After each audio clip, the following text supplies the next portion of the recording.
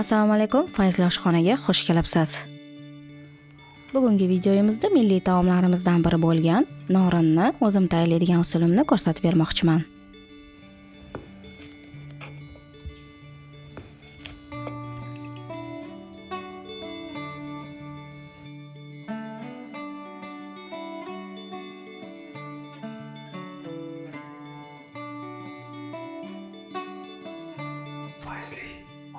Demak, norinni tayyorlashimizdan 3-4 kun oldin ot yoki mol go'shtini tuzlab, zaralab quritib olishimiz kerak bo'ladi.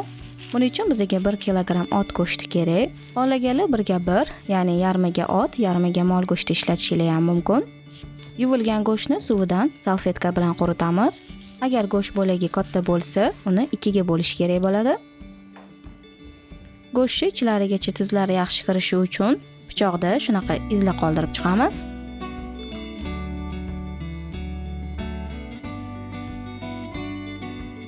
Endi tuzni ayamasdan orqa oldilariga suramiz.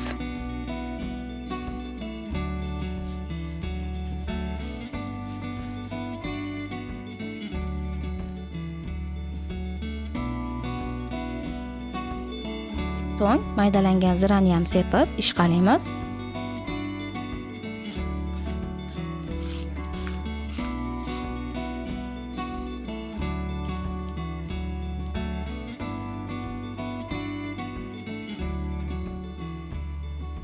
Xohlaganlar go'shtni ip bilan boylab, ilib quritib qo'ysanglar bo'ladi. Men kapkiriladigan temirga ilib quritaman. Buni ham sizlarga ko'rsatkim keldi. Kim uyida agar shunaqa narsa bo'lsa, bu ideya asqotishi mumkin.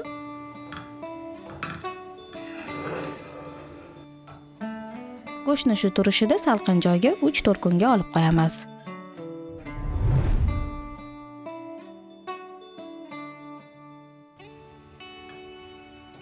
Mana go'shtimizni yaxshilab qurib oldi. Endi uni yuvib tozalab, chuqur idishga qazi bo'lsa qazi bilan birgalikda qaynagani qo'yamiz.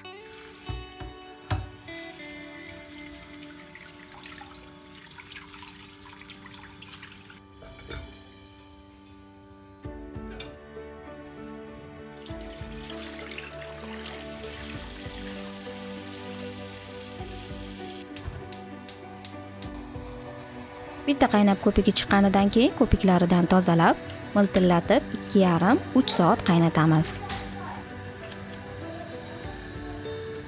Go'sht va qazi 1 soat qaynagandan keyin sho'rvaga mazasi yaxshi chiqib olishga ulguradi. Endi unda xamir uchun 400 ml sho'rvani idishga qo'yib olamiz va eliguncha kutamiz. Xamir tayyorlashdan oldin sho'rvani tuzini ko'ring. Sho'rva sho'rtengroq bo'lishi kerak. Agar tuzi kam tuyulsa, keragicha tuz qo'shasiz. Iligan sho'rvani idishga sitadan yoki marlidan suzib qo'yamiz. Endi sho'rvaga 1 dona tuxum qo'shib aralashtiramiz. Ketidan oliy navli yaxshi unni elab solamiz. Norin uchun qattiqroq xamir qorishimiz kerak bo'ladi. Umumiy hisobda xamirga menda 5,5 stakan un ketdi. Norin xamirini albatta oliy navli yaxshi undan tayyorlashingiz kerak. Shunda xamir oson yoyiladi va pishganda ham xamir bo'kib chiqmaydi.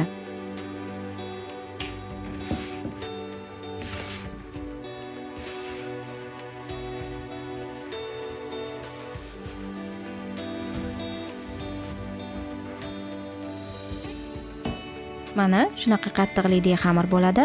Bu zuvalani paketga o'rab 10 daqiqa tindiramiz. Bu orada go'shtlar pishib bo'ldi. Go'sht va qazini sho'rvani ichida soviguncha qoldiramiz. Shunda qazi va go'sht quruq bo'lib chiqmaydi.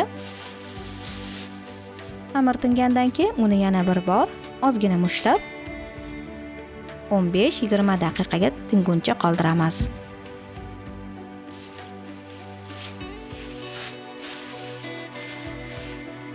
Xamir yoyishni boshlashimizdan oldin qozonga suv qaynatib qo'yishimiz kerak bo'ladi. Buning uchun qozonga go'shtni sho'rvasini yarmini qo'yib, ustidan to'lgunicha suv qo'shamiz. Suvni tuzi kamayadi, shuning uchun unga yetarlicha tuz qo'shib qaynatib qo'yamiz. Sho'rvani tuzini ichib ko'rganingizda boyagiga o'xshab sho'rtekroq bo'lishi kerak. Shunda norin xamirimiz mazali chiqadi. Endi xamirni yoyishni boshlaymiz. Xamir juda ham yupqa yoyilmaydi. Manti chuchvaralarga yoyiladigan qalinlikdan ozgina qalinroq bo'lishi kerak. Xamirni chetini va o'rtasini bir xil qalinlikda yoyishga harakat qilamiz.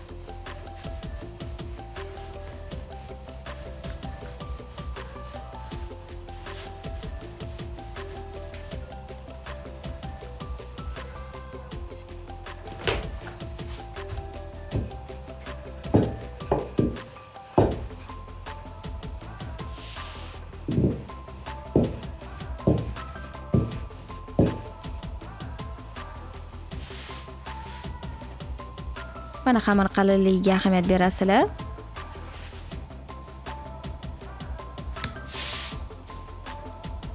Xamirimizni taxlab 15 sm kattalikdagi lentalarga kesib chiqamiz.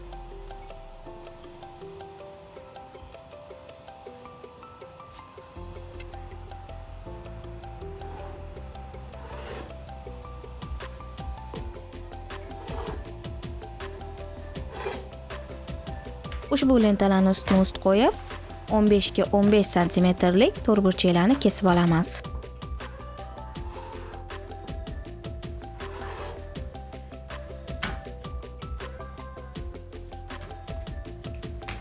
Endi xamirlarni qaynab turgan suvga 5-6 donadan solib pishirishni boshlaymiz.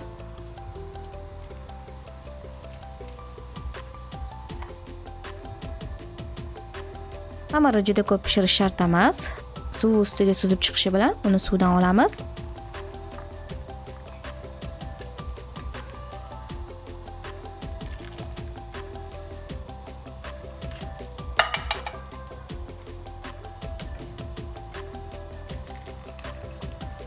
Pishgan xamirlarni XB, ya'ni paxta matoli dasturxonga bittalab yoyib chiqamiz.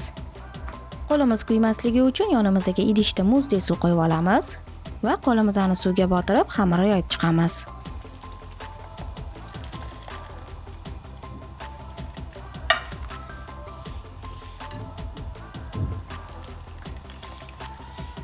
Xamir mana shunaqa usulda quriguncha taxminan 15-20 daqiqa qoldiriladi.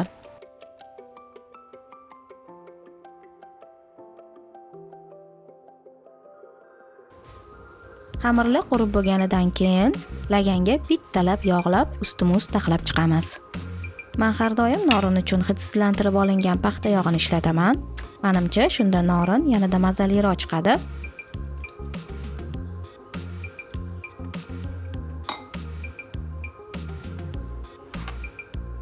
Yog'langan xamirlarni ustini salofan paket bilan o'rab, chetga olib qo'yamiz. Yog'lari shunda xamirga yaxshi singib oladi. Ungacha biz go'sht to'g'rab turamiz. Go'shtni iloji boricha maydalab to'g'raymiz, lekin ushoq ham qilib yubormasligimiz kerak, chunki norinda go'sht bilinib turgani yaxshi.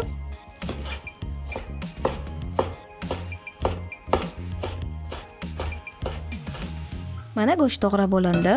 Endi xamirimizni 4-5 donadan olib, uni 4 ta lentaga kesamiz.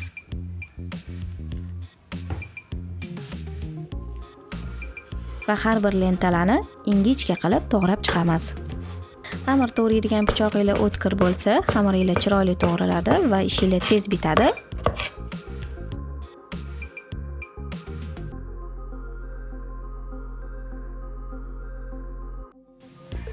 Mana xamir to'g'rab bo'lindi. Endi boshqa kattaroq idishga xamirni ozginadan yoyib, ustiga go'shtdan ozgina solamiz. Orada umumiy 2 choy qoshiqdan murch va maydalangan ziralarni qo'shamiz. Endi hammasini yaxshilab aralashtirsak bo'ladi.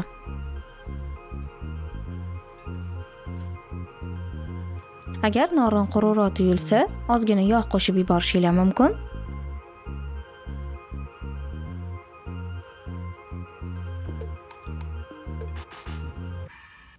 Mana shu bilan judayam mazali norinimiz ham tayyor bo'ldi. Ushbu masalliqlardan umumiy hisobda 1 kiloyu 800 gram norin chiqadi. Tayyor bo'lgan norinni kamida 1 soatlardan keyin dasturxonga tortishingizni tavsiya qilaman. Shunda mazasi bir-biriga o'tib olishga ulguradi. Issiqqina sho'rva, piyozli, qazi bo'lsa qazi bilan norinni dasturxonga tortamiz.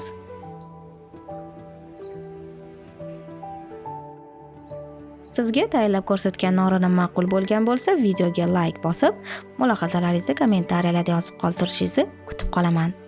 Shuningdek, Instagram va Telegram sahifalarimizga obuna bo'lib qo'yishni ham unutmang. E'tiboringiz uchun rahmat. Xayr, salomat bo'ling.